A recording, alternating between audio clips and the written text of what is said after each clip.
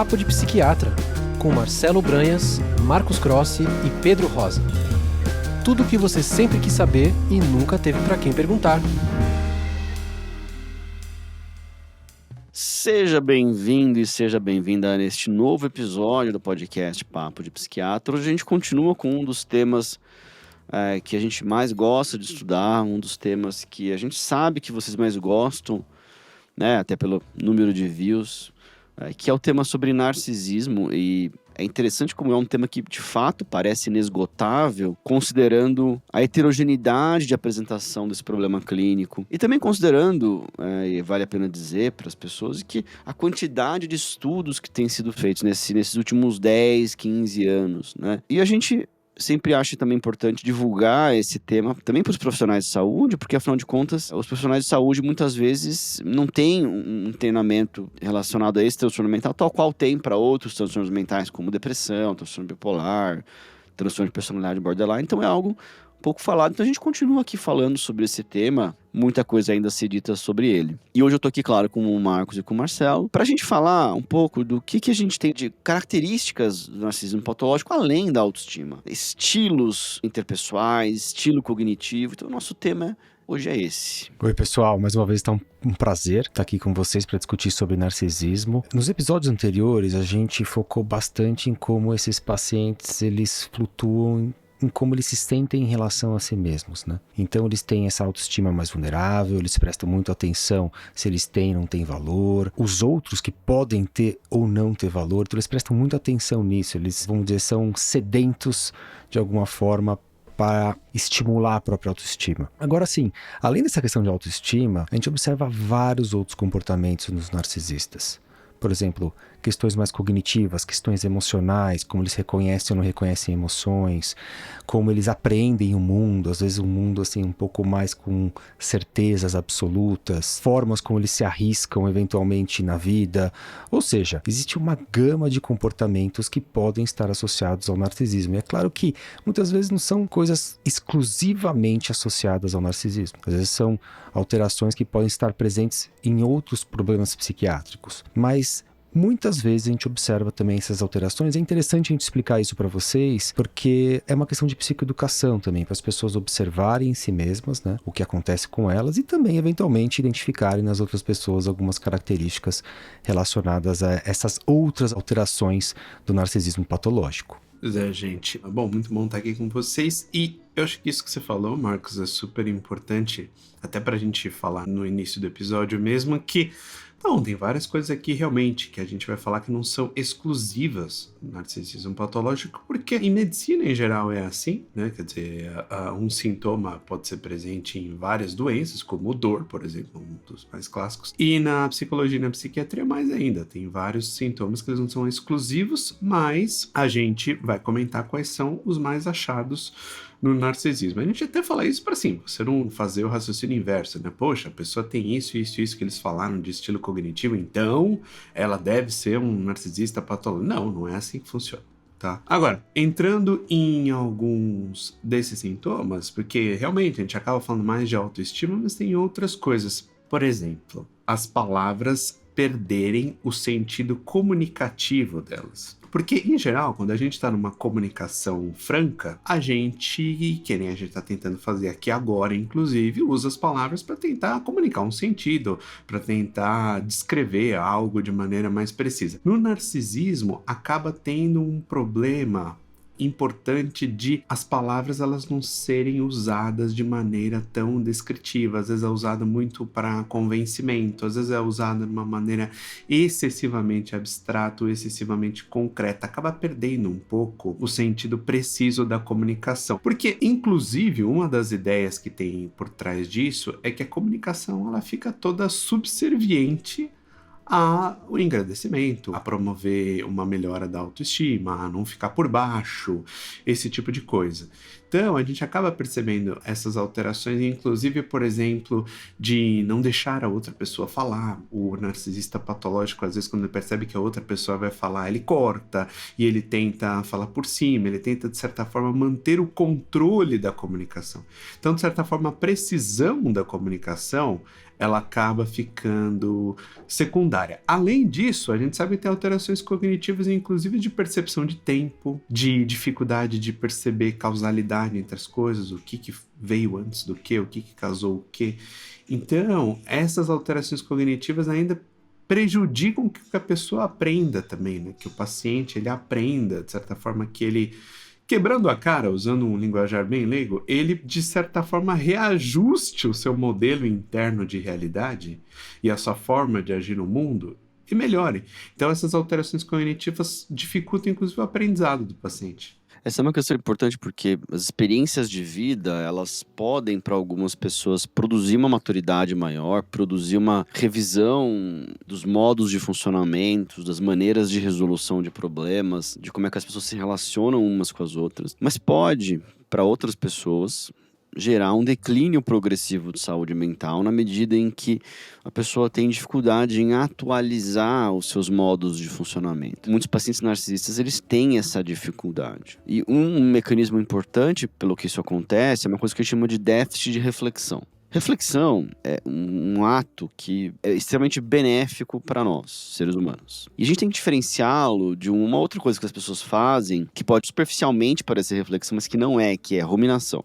Que é um ato de pensar reiteradamente, de maneira muito sofrida, a respeito de algo que tende a ser do futuro. Muitos pacientes com narcisismo, eles têm, nesse processo ruminativo, uma indecisão. Eles têm uma dificuldade grande de tomada de decisão, porque com frequência que entra um perfeccionismo que se tem, com uma grande aversão a falhas. Falhas não podem acontecer, e como a gente entende, o futuro ele é incerto, certamente para cada um de nós o futuro reserva falhas, né? Então, se você não aceita a possibilidade de falhas e as falhas vão acontecer independente de quão perfeito você seja, você vai ficar paralisado. Então, isso é uma receita, assim, uma equação simples, né? Naturalmente, todo indivíduo que tiver essas premissas de que ele não pode falhar nunca, ele vai ficar paralisado. Agora, nesse processo de uma certa ruminação ou de um processo de isolamento da realidade em que muitas vezes o paciente narcisista ele fica entregue aos próprios pensamentos com um foco excessivo em si mesmo,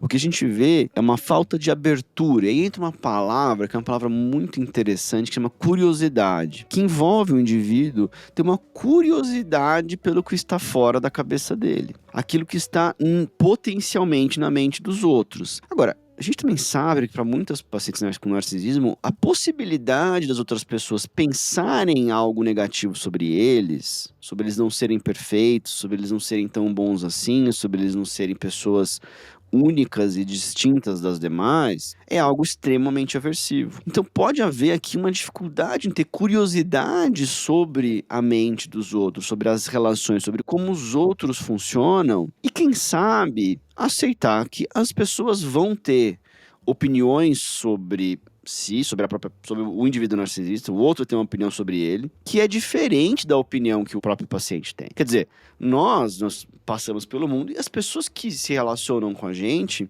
fala que a gente tem um desejo de que a pessoa tenha na mente dela uma versão de mim que é igual à minha versão que eu tenho. Mas é evidente que em algum grau, maior ou menor, essa versão vai diferir. E o que é normal, que é esperado, que é saudável, que é adaptativo, é a gente ter uma curiosidade sobre essa perspectiva alternativa que alguém tem sobre nós. De maneira que a gente possa progressivamente atualizar essa perspectiva. Veja, na medida que o indivíduo não tem essa curiosidade, por todas as razões que eu enumerei, sistematicamente ao longo do tempo, ele está sozinho no meio das pessoas, ele não está efetivamente interagindo com as pessoas. E isso vai impedir o amadurecimento. Então o tratamento ele passa pela pessoa conseguir lenta e progressivamente entrar em contato com essas perspectivas divergentes em relação à própria, adquirir curiosidade sobre essas perspectivas e aceitá-las como válidas. Isso é um processo de aceitação dos próprios defeitos, das próprias imperfeições, e que vai progressivamente permitindo que o indivíduo se mexa e não fique paralisado.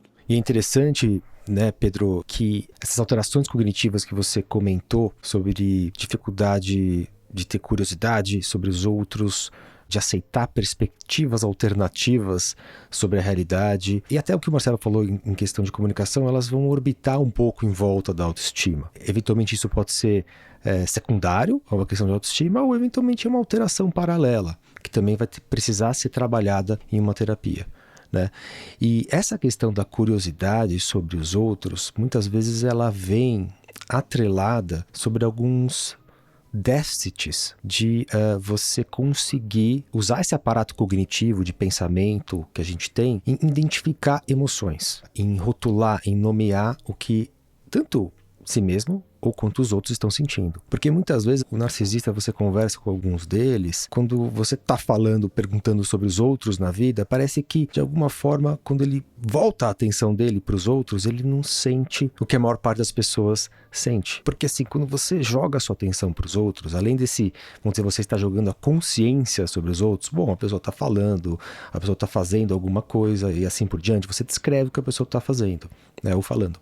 Por exemplo, você também tem um outro processo paralelo, que é um processo empático, tá? Que automaticamente você sente algo, né? Então, quando alguém está falando algo carregado emocionalmente, você pode sentir o que a pessoa está sentindo também, algo parecido. E essa alça, vamos dizer, de feedback, assim, ela é um pouco automática para a maior parte das pessoas. E muitas vezes isso pode estar comprometido em pessoas com problemas narcisistas. Então, para eles faz pouco sentido, porque eles não sentem muitas coisas mesmo. Então, quer dizer, eles são muito autocentrados, claro, eles estão lá pensando e talvez obcecados com a própria performance, né? Como os outros estão vendo eles, mas também tem esse déficit de rotulação emocional, que muitos vão chamar isso de alexitimia. E, poxa, isso pode ser reflexo talvez de um processo de desenvolvimento, por exemplo, né? Talvez essa pessoa ela não aprendeu ao longo da vida a fazer esse tipo de processo, né? Quer dizer, isso pode ser aprendido. Ou pode ser também que a pessoa foi tão autocentrada que eventualmente isso não se desenvolveu. Enfim, tem vários processos que podem levar a isso. Mas então, daí que fica às vezes,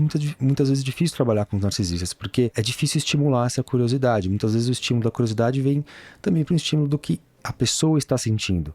Mesmo o próprio narcisista está sentindo, porque por mais que eles sejam autocentrados, muitas vezes eles vão ter dificuldade de rotular a própria emoção também, e eles vão estar agindo em cima daquelas necessidades narcísicas deles automaticamente, sem saber. Então, às vezes, é alguém até que não sabe que está sendo, vamos dizer, entre aspas, desagradável, né? Muitas vezes ela não tem consciência mesmo do que está acontecendo dentro dela. Então, quer dizer, um déficit cognitivo, né? Porque essa é uma parte cognitiva do nosso cérebro. Por mais que seja uma questão emocional, um déficit cognitivo é esse. Uma dificuldade de conseguir rotular, de reconhecer a emoção, tanto neles mesmos, quanto nos outros. Pois é, e eu acho que um ponto que dificulta, né, nisso que você está falando, né, que o paciente, então, ele além de ter essas dificuldades cognitivas, de, por exemplo, uma tendência a uma maior concretude em alguns assuntos, uma falta de curiosidade, que nem vocês mencionaram, uma dificuldade de percepção de detalhes. Tem vários estudos mostrando que as pessoas com narcisismo patológico não percebem tantos detalhes das situações, e essa dificuldade de nomear as próprias emoções, e isso ainda se soma a algo